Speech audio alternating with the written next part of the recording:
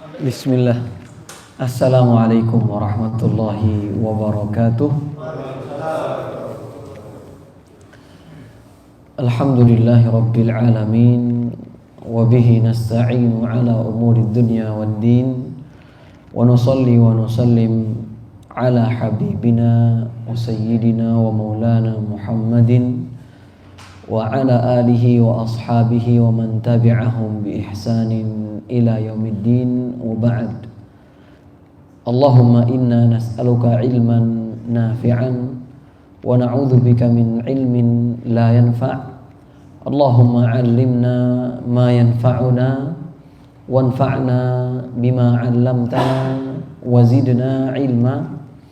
Allahumma aslih lana ilahana sya'nana kullah wa la takilna ila anfusina tarfata 'ain.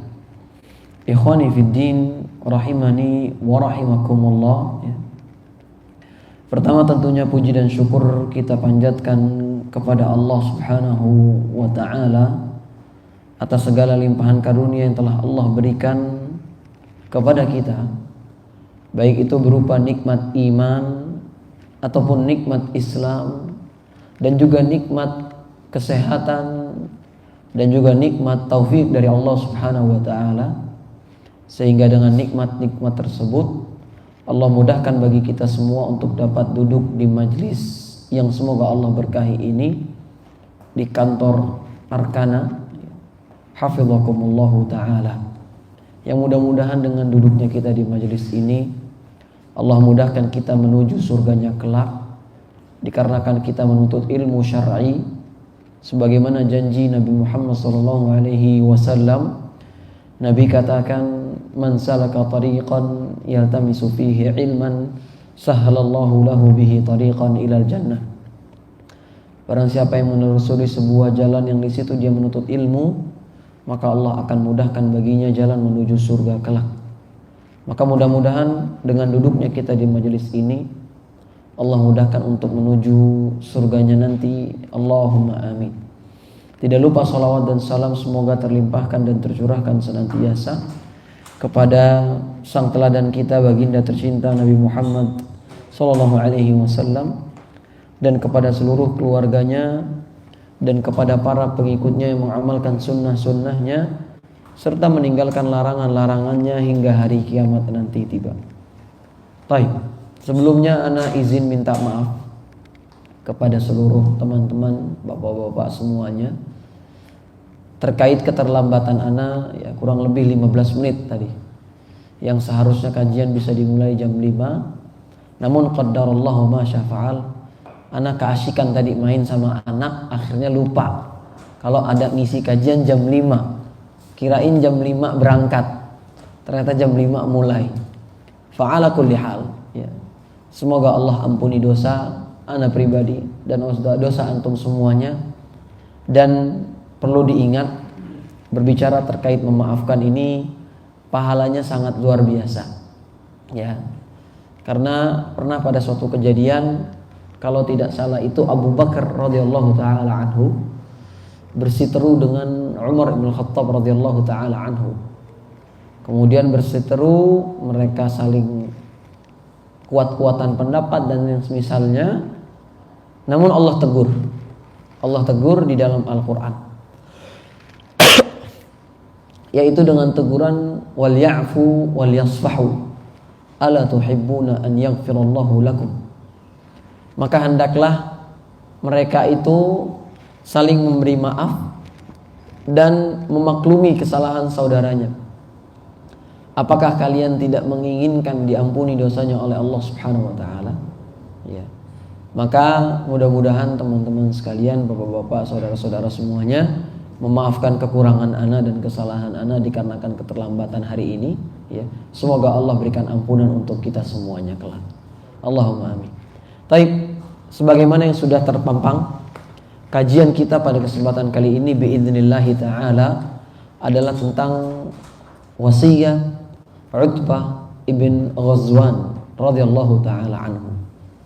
Berbicara tentang wasiat, wasiat ini sejatinya adalah sesuatu yang harus ditunaikan, sesuatu yang harus dikerjakan ya. Maka ketika kita selesai dari kajian ini atau majelis ini, semoga Allah mudahkan kita untuk menjalankan wasiat yang disampaikan oleh Utbah ibn Ghazwan radhiyallahu taala anhu. Berbicara tentang Utbah ibn Ghazwan radhiyallahu taala anhu, maka beliau adalah salah seorang sahabat Nabi yang mulia. Sahabat Nabi yang mulia yang disebutkan oleh para ulama, beliau adalah orang ketujuh yang memeluk agama Islam. Antum bayangkan, orang ketujuh, masih top 10, orang ketujuh yang memeluk agama Islam, orang ketujuh yang mempercayai dakwahnya Nabi Muhammad SAW. Dan juga diantara keutamaan beliau radhiyallahu taala anhu, beliau adalah seorang Badri.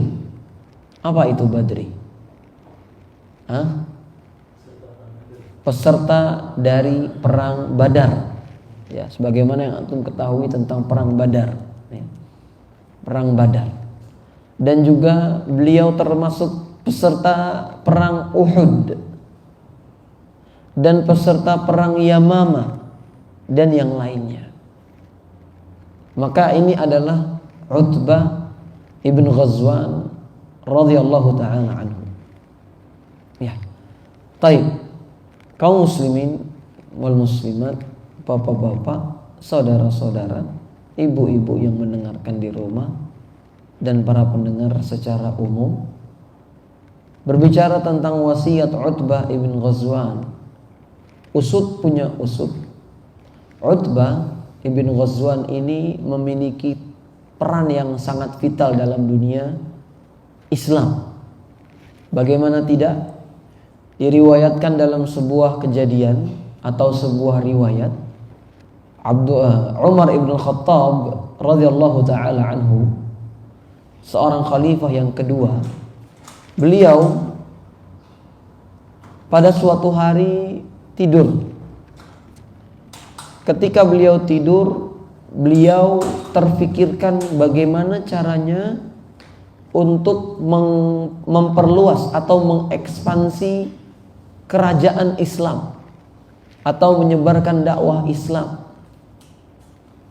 Ketika menyebarkan dakwah Islam atau ketika beliau sedang tidur, beliau terfikirkan untuk menguasai negeri ini adalah negeri yang sangat vital. Negeri ini negeri yang sangat vital, yang terletak kurang lebih di bagian utara atau bagian timur. Antara utara dan timur itu apa? Sebutannya apa itu? Utara, timur sininya. Apa itu? Tengahnya itu apa? Timur laut. Beneran? Timur laut. Terus kalau timur ke selatannya apa namanya? Oh, Tenggara. Oke. Timur laut kurang lebih di sekitar situ. Umar bin Khattab kepikiran, ini kayaknya harus ekspansi. Nah, usud punya usud, beliau terfikirkan, Umar bin Khattab radhiyallahu ta'ala anhu, pokoknya harus kuasain ini negeri namanya Ubullah.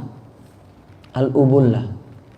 Al-Ubullah terkenal dengan pasukan orang-orang Farsi atau Persia.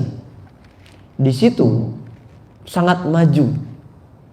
Semua barang, semua senjata, pasukan ada di situ. Jadi kalau misalnya ada orang Persia mau nyerang, mau perang ke negeri Islam, itu biasanya reloadnya dari Ubullah. Isi ulangnya itu di Ubullah. Nah, akhirnya Umar terpikirkan, ini gimana caranya itu Ubullah harus kerebut. Kemudian beliau mencari-cari, pikir siapa yang bisa diamanahin ini. Kira-kira siapa yang bisa dijadikan pemimpin untuk bisa menyerang atau menginvasi itu Ubullah. Lama beliau berpikir. Sudah lama beliau berpikir, kemudian beliau teringat, oh, ada seseorang yang kalau nembakin panahnya nggak pernah meleset, Dan kalau perang, pedangnya nggak pernah patah. Nembak nggak meleset. Kalau bawa pedang, pedangnya nggak pernah patah. Ini kalau boleh dibilang win rate-nya berapa ini? Gede ini win rate-nya, ya kan? KD-nya pun juga mungkin gede juga, ya. Tapi itu yang terfikirkan oleh Umar bin Khattab radhiyallahu taala anhu. Ya, coba deh kita pasang Utbah ibn Ghazwan. Namun ketika Umar ibn Khattab sudah memberikan amanah kepada Utbah ibn Ghazwan, Utbah ibn Ghazwan bingung. Gimana caranya? Sedangkan saat ini kita lagi gak punya senjata. Senjata lagi minim-minimnya dan ala kadarnya. Sedangkan yang mau dihancurkan siapa? Orang Persia. Yang orang Persia itu di zaman dulu, ya, di zaman dulu katanya Nabi dan para sahabatnya itu belum kenal nasi. Tapi ketika Ubullah sudah direbut, baru para sahabat kenal nasi, kenal beras. Ini dari sisi makanan. Lalu bagaimana dari sisi peralatan? Ya. Akhirnya Utbah ibn Ghazwan berpikir panjang. Setelah beliau berpikir panjang, beliau siapkan strategi. Udah bismillah deh, kita kan punya Allah. Dia bawa senjata apa adanya. Kemudian dia atur strategi. Dia atur strategi sedemikian rupa. Dan akhirnya sebelum berangkat atau ketika berangkat, beliau ini membawa kurang lebih 300 orang aja. Dan antum tahu 300 orang ini nggak cuman orang dewasa. Dan bukan cuman laki-laki. Isinya ada perempuan dan ada anak-anak kecil. Diajak untuk ikut berperang. Yang mana anak kecil dan perempuan-perempuan ini diberi tugas oleh Utbah ibn Ghazwan untuk, wahai anak-anak kecil, wahai para perempuan, nanti sebelum kita masuk ke daerah Ubullah, tolong kalian gesek-gesekkan kaki kalian. Gesek-gesekkan kaki kalian. Kemudian setelah digesek-gesek, ya, antum tahu kan apa maksud dan tujuan dari disuruh untuk menggesek-gesekkan kaki itu? Apa tujuannya? Supaya berisik? Bukan. Supaya apa? Supaya berdebu dan seolah-olah memberikan gambaran kepada orang-orang Persia yang menjaga menara-menara bahwasanya ini penyerangnya banyak nih. Padahal isinya cuma 300-an orang. Ya. Dan sebelum berangkat, Utbah ibn Ghazwan memberikan pesan kepada seluruh perempuan dan anak-anak kecil untuk membawa busur panah, yang di busur panah tersebut ada benderanya. Jadi seolah-olah kalau zaman dulu itu setiap orang bawa bendera satu, di belakangnya ada banyak orang lagi. Nah, 300 itu hampir rata-rata bawa bendera. Ya. Berkat kecerdasan yang dimiliki oleh Utbah ibn Ghazwan, akhirnya apa? Orang-orang Persia tersebut lari kocar kacir tanpa ada pertumpahan darah. Subhanallah. Ya. Bisa seperti itu, mengekspansi atau menyerang negeri tapi nggak ada pertumpahan darahnya. Akhirnya apa? Al-Ubullah ini, kota Ubullah ini direbut oleh Utbah ibn Ghazwan. Kemudian mendengar Utbah ibn Ghazwan sudah menguasai Al-Ubullah, dikirimlah pesan ke Madinah lagi. Dikirim pesan ke Madinah. Akhirnya orang-orang semua berupaya untuk berangkat ke Ubullah. Kenapa? Karena orang-orang kaum muslimin zaman dulu itu nggak melihat kenikmatan sebagaimana yang dinikmati oleh orang-orang kaum muslimin yang berada di Ubullah. Mereka berusaha untuk pindah ke sana. Ya. Makanya tadi ibarat nasi aja mereka belum pernah ketemu, di Ubullah jadi ada. Ya. Maka ini salah satu di antara kisah tentang Utbah ibn Ghazwan radhiyallahu taala anhu. Dan Utbah ibn Ghazwan radhiyallahu taala anhu adalah seorang sahabat yang mulia. Ya. Sebelum kita berpindah terkait apa wasiat Utbah ibn Ghazwan, ana izin untuk bertanya terlebih dahulu, apa sih arti dari sahabat? Bukan sahabat-sahabat ya, tapi sahabat Nabi itu artinya apa? Kapan seseorang dikatakan sahabat? Ada yang tahu? Hah? Yang tahu dapat hadiah. Jangan nyontek. Silakan. Sudah? Kurang? Salah? Ada yang berani lagi dapat hadiah? Arti sahabat? Bukan arti sahabat kita, bukan. Tapi kapan seseorang itu dikatakan sebagai sahabat Nabi? Tafadhol.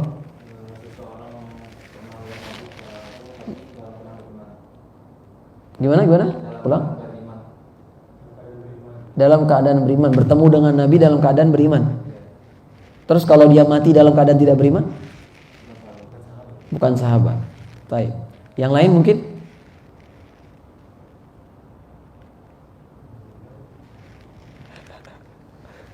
Hah? Dikit lagi tuh.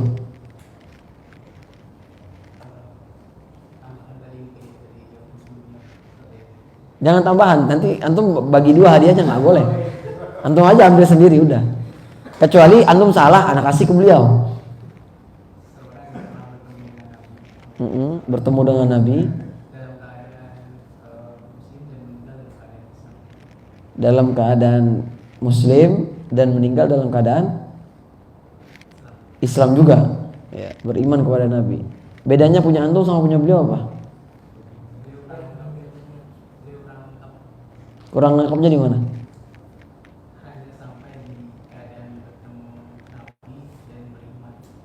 Keadaan bertemu dengan Nabi dan beriman saja, nggak sampai pada derajat matinya pun Islam juga, betul?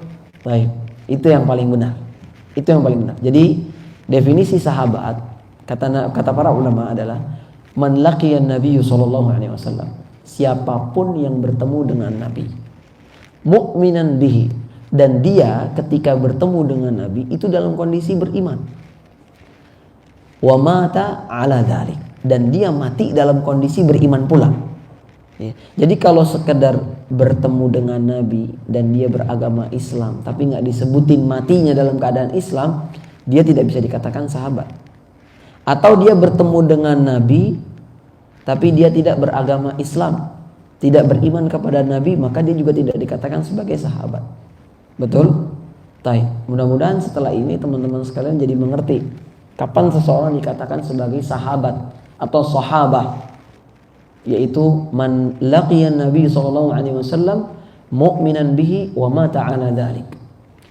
Orang yang hidup di zaman Nabi, bertemu dengan Nabi dan beriman kepada Nabi, dan juga mati dalam kondisi beriman kepada Nabi. Karena ada orang yang hidup sezaman sama Nabi tapi nggak beriman kepada Nabi. Contohnya siapa? Abu Jahal, Abu Talib, terus siapa lagi?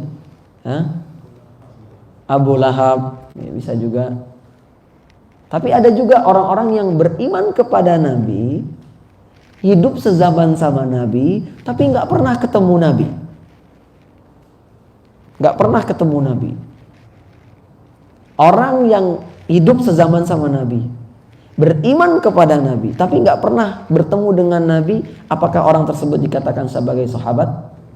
Tidak. Maka disebut sebagai, angkat tangan yang tahu? Enggak. Dia ada di zaman Nabi. Tabi'in itu ketika Nabi udah mati. Kalau Nabi udah mati, baru seseorang dianggap sebagai tabi'in. Tapi Nabi masih hidup, tapi dia nggak ketemu sama Nabi, padahal sezaman. Ada sebutannya. Yang tahu dapat hadiah lagi. Antum insya Allah dapat hadiah. Hidup sezaman sama Nabi, beriman kepada Nabi, tapi dia nggak pernah ketemu Nabi. Dia cuma dapat info aja. Oh, ini intermezzo sedikit nih. Ada?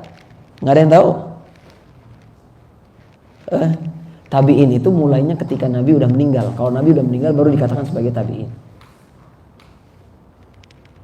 Nggak ada? Baik. Nggak ada yang mau coba?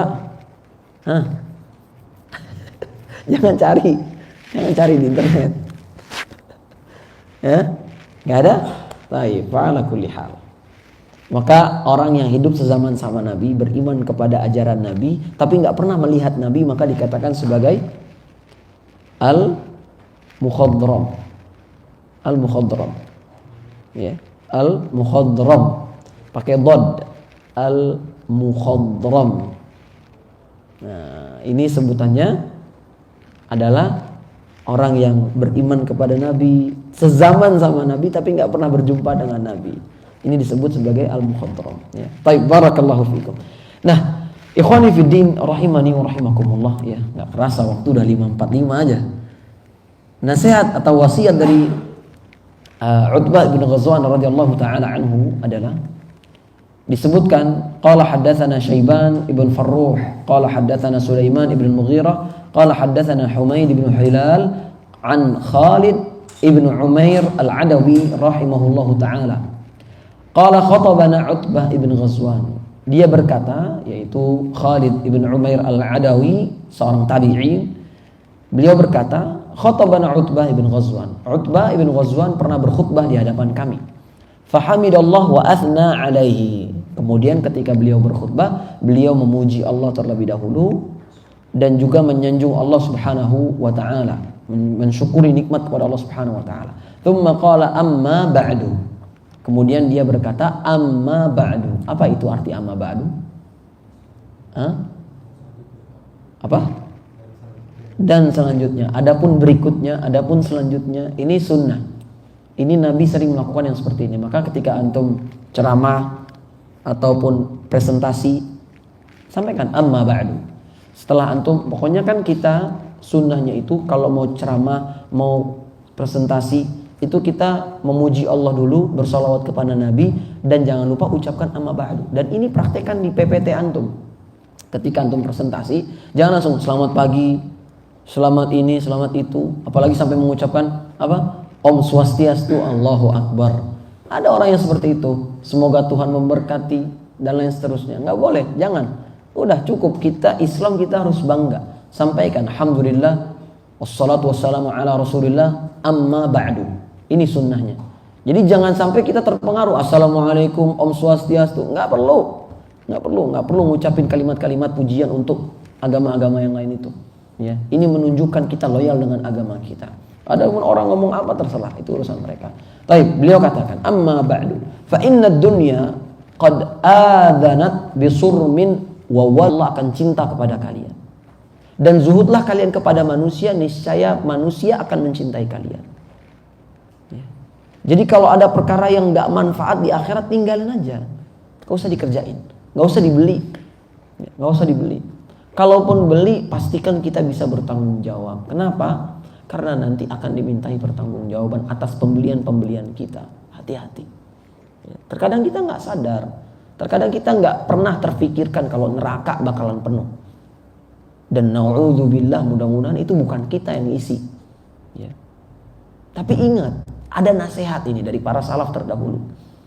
Mereka memerintahkan kita untuk zuhud, untuk betul-betul khawatir dengan neraka, untuk betul-betul berusaha tidak terkait atau bergantung diri dengan kehidupan dunia. Karena kita semua bakal pindah ke tempat yang sama, dikubur semuanya. Maka apa persiapan kita? Inna lillahi wa inna ilaihi raji'un. Sesungguhnya kita milik Allah dan kepada Allah kita akan kembali. Ketika mendengar firman ini, ada seseorang yang ditanya atau yang bertanya kepada Fudail ibnu Iyad rahimahullah taala. Kemudian beliau sebutkan, ya, Maksudnya gimana? Innalillahi wa inna ilaihi raji'un. Sesungguhnya kita milik Allah dan kepada Allah kita akan kembali.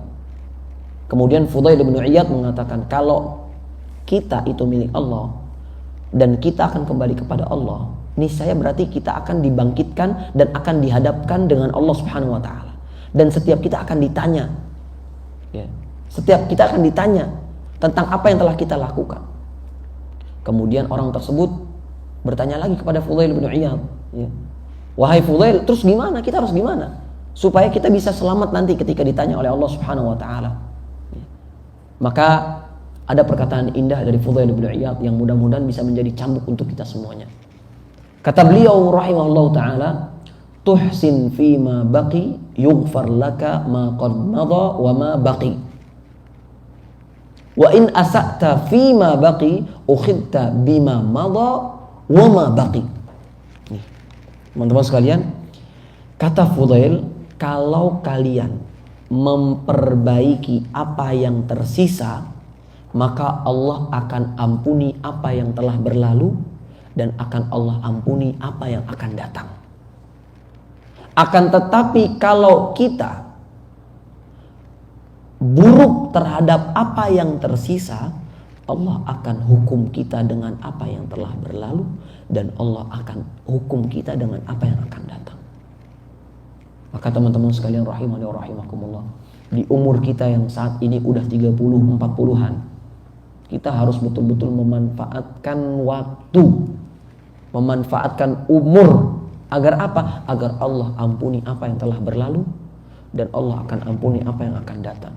Tapi kalau kita masih sibuk ngurusin dunia, masih sibuk cari sensasi, cari validasi dan lain seterusnya, wallahi gak bermanfaat dunia dan akhirat nantinya. Na'udzubillah. Ya, maka teman-teman sekalian rahimani wa rahimakumullah, ya. Sedikit dari wasiat Utbah ibn Ghazwan rahimahullah radhiyallahu taala anhu, semoga bisa diambil pelajarannya dengan baik. Kurang lebihnya ana mohon maaf terkhusus atas keterlambatan ana. Ya, semoga apa yang ana sampaikan ini bisa diambil faedahnya dan bisa dijalankan dengan baik tentunya untuk ana pribadi dan untuk antum semuanya. Wallahu a'lam bishawab. Kurang lebihnya ini yang bisa ana sampaikan. Jazakumullahu khairan atas kehadiran antum semuanya. Jika ada pertanyaan ana persilahkan, jika tidak ada alhamdulillahirabbil alamin. Satu pertanyaan aja ya, misalnya udah maghrib ya. Kalau nggak ada berarti alhamdulillah, materinya jelas. Nggak ada? Baik, nggak ada. Kalau nggak ada berarti saatnya pembagian hadiah. Pembagian hadiah. Baik, hadiahnya apa? Untuk mau apa hadiahnya? Umroh? Jangan, minta sama beliau aja. Hadiahnya ini, fadhol. Uang ngece. Hadiahnya duit pak, ya jangan dikira. Fadhol. Insyaallah. Ya lumayan, ini bisa sedekah nanti. Barakallahu fiik. Wa iyyakum. Baik, alhamdulillah. Baik, cukup insyaallah taala ya. Kurang lebihnya ana mohon maaf. Jazakumullah khairan atas kehadiran antum semuanya. Wassallallahu ala nabiyina Muhammadin walhamdulillahirabbil alamin. Kita cukupkan dengan membaca doa kafaratul majlis. Subhanakallahumma wa bihamdik, asyhadu an la ilaha illa anta astaghfiruka wa atubu ilaik. Wassalamualaikum warahmatullahi wabarakatuh.